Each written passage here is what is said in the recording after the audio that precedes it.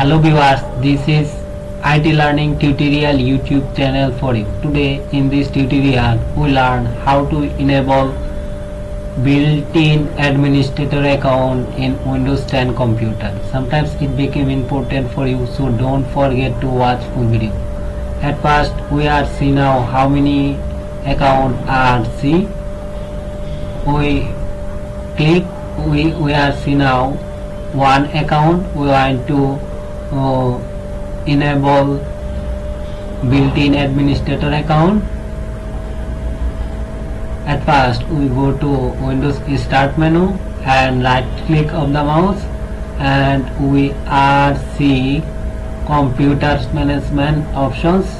Click these options and we are find computer management Windows. In this Windows we are see local users and groups. We expand it and double click users. We want to enable administrator account. We right click of the mouse administrator account and go to properties, and it needs in account is disabled. We want to enable. We check if this and click apply and OK. We are seeing what are we doing.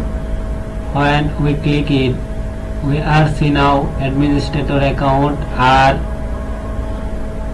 open.